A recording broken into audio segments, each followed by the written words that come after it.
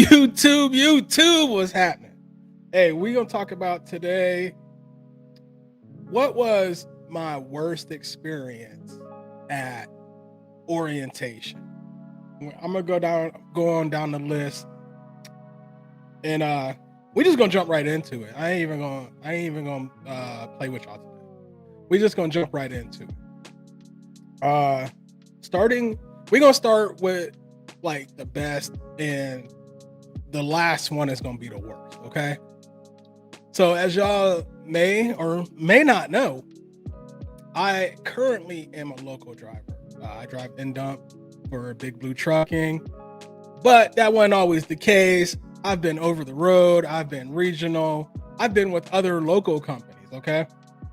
Uh, but without further ado, we're just going to jump right into it. Number one is going to be the best, number 10 is going to be the worst. So, number one, the best orientation that I have been to, I would have to say was it's got to be USF Holland. And the reason for it is, okay, so I'm from Ohio. I live in Youngstown, Ohio, right? And I had to go to orientation in Indianapolis. Now, this was for a local job, but they're headquartered in Indianapolis. They rented us vehicles to drive to orientation and back home. So I drove all the way to Indianapolis. They had us stay in a hotel. The hotel wasn't the best, but it was all right. And not to mention, there was another hotel across the way where a lot of airline employees stayed, and it was a lot nicer. It had a bar and everything. So we go over there and kick it. There was a Planet Fitness like right around the corner that we could go to and work out and all that kind of stuff. But what made it the best, in my opinion, in my personal opinion, is that, that they gave us the rental vehicles. That way we could get there, but we could also get around town. And that's where a lot of the orientations are failing. They don't give you a way to get around town, as y'all about to find out. So, number two best. And actually, these could probably swap places depending on what it's like now. In 2019, when I first started driving, 2018, when I first started driving, I started with Hogan. And their orientation was in Columbus, Ohio, which is where I lived at the time. So it was probably only like a 30-minute drive for me every day. The ones that weren't from Columbus, they kept them in a nice hotel. There wasn't too much around this hotel though, like that you could walk to. You had to drive pretty much everywhere. But the hotel was extremely nice. Matter of fact, when I go to Columbus and visit family, I do stay at that hotel sometimes. So that's a plus. Like I said, you can actually swap those around, because when I re-entered trucking in 2021, early 2021, I went back to Hogan, but their orientation was online. I did it straight from my living room. So you could swap one into USF Holland and Hogan back and forth, just because that second orientation was straight from my living room. You know what I mean? And you got paid for both of them. Of course, you got paid hourly. Number three, I would say number three would have to be probably where I'm at right now, Big Blue. Orientation was short and sweet. You went in for a couple of hours your first day, did your paperwork, they explained to you the job, and cut you loose. You had to, they asked you, hey, you feel like going on a trainer, or going with a trainer first thing in the morning? Their interpretation of first thing in the morning is anything after 12 a.m. So you better make sure, if you say yeah, you better make sure you go straight home and get some sleep, because you probably go get back up and have to be back at the yard around, depending on what time your trainer's starting. It could be like 3 a.m. So that was a good one. I am going to put, let me see, where else? Cisco. at number 4. Cisco, the orientation was cool. The orientation itself was cool. But the thing about Cisco I didn't like, first of all, when I interviewed for my job at Cisco, they told us half truths, not the whole truth. And we found out the truth of it in orientation. And some of the truth we didn't find out until after we were already on the job.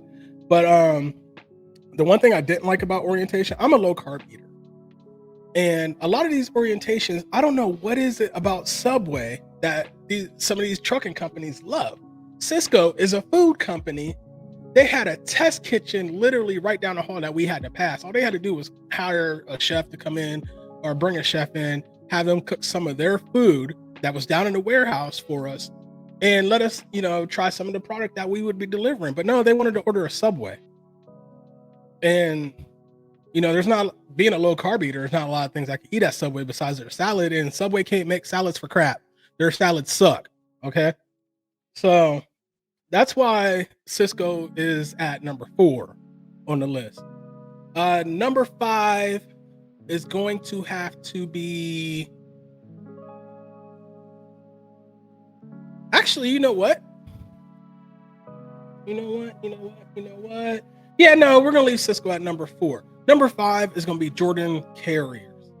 Now, I was debating putting Jordan Carriers at number 4, but we can keep it at number 5 just because the hotel that they had us staying in was all right. It was decent. It was like a Days Inn or something like that, but it was all right.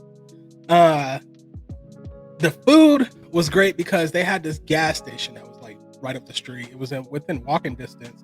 But this is where they gave us lunch from every day. They gave us a ride there every day. And it was like some homemade Southern food that, me being from Ohio, I cannot just get everywhere. Because Jordan Carriers is down in Natchez, Mississippi. You was getting that real Southern cooking down there at that gas. It was a gas station. Just, man, slapping, bro. So the thing that's putting them at number 5 is they did not give you a way to get around. There was a Walmart up the street. They didn't have a shuttle to take you there. To walk, it was probably like a 45-minute walk. I walked, but you can't really walk back with too much stuff, So Jordan Carriers is going to be at number 5. Number 6 is going to be US Express. US Express, now this is where it starting to get a little bad. US Express was cool besides the fact that they had tons of drivers there at this orientation. So it's a driver mill, right? And this is just Coke Zero, by the way. So it was a driver mill. And they were, this is one thing I hate about OT, especially about OTR orientations, is that you'll try to submit all your paperwork and everything over the phone or over the internet and tell them to do your background in and there. They'll wait till you get the orientation and do all that stuff and then be sending you home, even though you done quit your last job already. You done invested time going here and staying here or whatever. And that's just stupid to me. But I mean, I wasn't one of the ones that got sent home. I seen it happen to other people, and they would send them home for stuff in their past or for medical reasons or whatever. But they did not leave you a way to get to somewhere to eat once you're at the hotel. They didn't leave you a way to get to the Walmart up the street. You had to walk everywhere. And this was in Shippensburg, Pennsylvania, which is like a college town. But yeah, so they're at number 6. The worst, the worst by far, Nashville, Tennessee. That should be a hint for y'all. Some of y'all who been in this game for a minute and know what's going on. Nashville, Tennessee, right?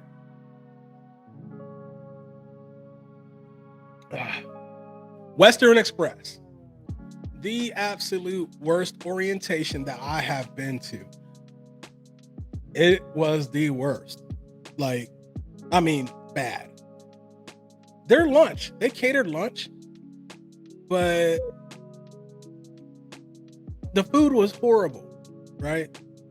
Like, it wasn't Subway. I would even settle for Subway on this one, but I don't know where they was getting this food from. They bring it in like one of those square aluminum dishes covered in foil. It's like they just cook the stuff on mass. Like, it's like they made it themselves in the basement, something like that. So that would be for lunch.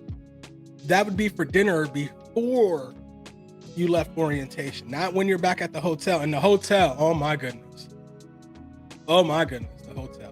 Now, when I first got there, they had so many drivers there that they filled. Now, Western Express, for those of y'all that don't know, Western Express owns their own hotel for their drivers. That's how many drivers they go through. They own their own hotel. It's a flea bag hotel. Like, it was so bad that some people were paying out of their own pocket to stay at other hotels. But there was other hotels in the area, right? And when I first got there, they had so many drivers. They didn't have enough rooms at that hotel, so they were paying for us to stay like at a Quality Inn or whatever. When they said, okay, well, we got rooms for you guys over here, let's go over here, some of the guys said no. They went and looked at it, they said no, put me back over there. They said, oh, we're not gonna pay for you to stay over there, I'll pay for it myself. That was some of the drivers. And you know, you get over there, I went over there, you know, I stayed over there. I was actually over there a lot longer than what I was supposed to be. I was supposed to only be there for orientation for like a week. I ended up staying for 2 weeks. But once you get over there, right next to it was a Mexican restaurant that had really good food.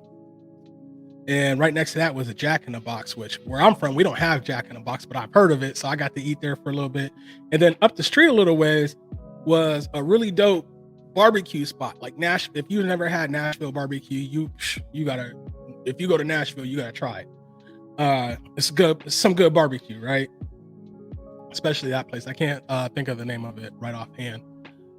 But yeah, so the food, once you got back to the hotel, the food was straight. Just what they fed you at Western Express was gross. Now, at the hotel itself, man, it was in the, I don't even know what part of town this was in, man. Like, you leave the hotel like parking lot, there's you got hookers standing there in front of the Mexican restaurant, in front of the Jack in the Box. You got hookers standing out there. You got standing with their pimps. And I'm not talking about like some ones that you might be like, hey, you know, you want to holler at or whatever. No, we're talking about methed out, cracked out, whatever. Yeah, you know, some ones that's just looking like they just crawled out of the straight gutter. You know what I'm saying? And then, I mean, one night, I think so. It must have been like some hookers or a pimp or something ran through the hotel, and the cops was chasing them. So the cops showed up and was beating down doors, boom, boom, boom, boom, you know, in the middle of the night. You know what I mean?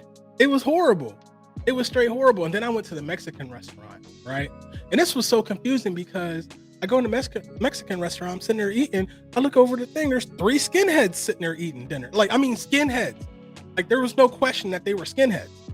Like, bald, wearing the combat boots with like some cargo pants. And I think one of them had like a swastika tattooed on his neck. But they're in their Mexican restaurant eating. If you're a white supremacist, why are you eating at a Mexican restaurant? Yeah, so it was just the worst. It was bad. They did have a shuttle for you to get to Walmart and get supplies, but it was limited. They had so many drivers there, and people just wanted to get away from that hotel so bad. They would just try to go to Walmart. And if you actually needed some things, you better hurry up and get down to the lobby, or else you were screwed. And had to like try to Uber your way to the Walmart.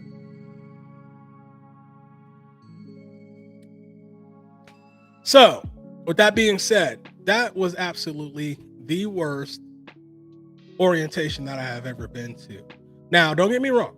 If you got like a questionable pass and you're trying to change, you're trying to change everything, and Western Express is the only place that will hire you, by all means, go there, get your time in, and get out. Okay. At least stay there until you can get hired on by another company. Okay. If you have options and other companies will hire you, don't go to Western Express. I'm gonna be straight up honest. Don't go to Western Express. I don't care if they see this. I don't care if they send me a letter. I don't care if they email me. Truth is the truth. Do not go there. If you don't have to, if you can help it, do not go there. Okay. I stayed there a month. I dipped. Actually, a month and 2 weeks if you count the orientation. And the only reason I was there for an extra week is because they claimed they were waiting for me to get a trainer. It was my first time doing flatbed. And this was probably my second company that I had been to. I had been driving for about 3 months at the time. And they were waiting for a trainer spot to open up. Needless to say, I never got a trainer. It was my first time doing flatbed. I never got a trainer. They just sent me out on my own without a trainer. I had 3 days, maybe 2, of load securement training, and that was it. I was so nervous. I went on YouTube. I went on the internet, looked up load securement. When I stopped, it was at truck stops. I practiced load securement. I went to other flatbed drivers and even say, hey, am I doing this right? Do I need more securement on here? Did I put too much? What's the deal? But like I said, if you have other options, don't go there. If you don't have other options, give it a try, get your time in and get out. It's your boy. I'm up out of here.